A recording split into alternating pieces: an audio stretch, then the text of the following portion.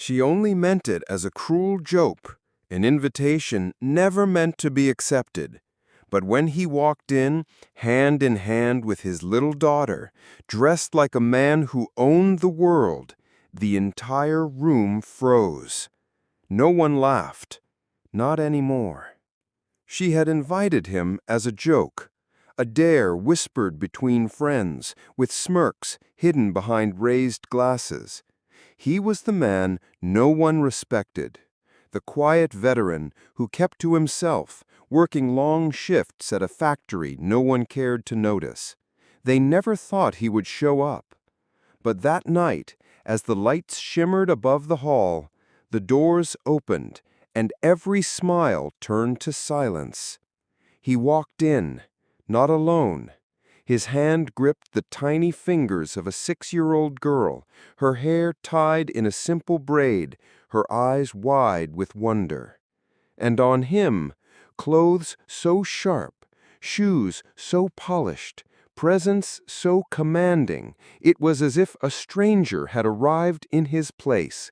He looked nothing like the man they thought they knew.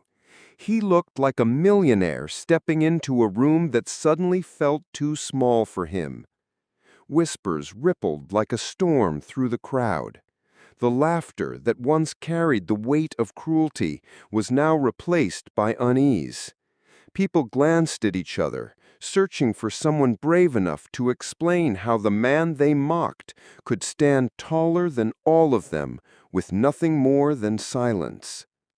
Only his daughter's voice broke the tension. "Daddy, is this the party you told me about?" Her innocence cut through the heavy air. He only nodded, his face calm, unreadable. His silence was not weakness. It was dignity, carved from years of sacrifice no one in that room had ever seen. Once long ago, he had worn a uniform. He had walked through deserts of dust and nights filled with the smell of smoke and steel. He had felt the earth shake with the thunder of explosions, and he had held the hands of brothers who never made it home.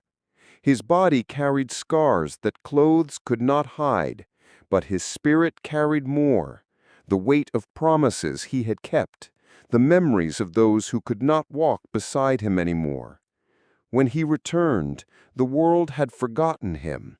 To them, he was just another tired face, another pair of calloused hands. They did not know the battles he had fought, nor the nights he sat awake, haunted by the silence that followed after war.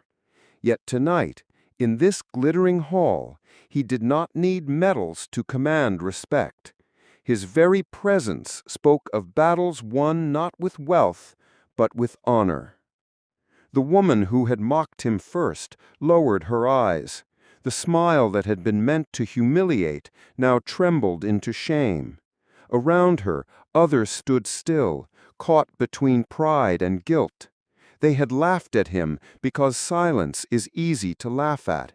But now his silence was louder than all their voices combined.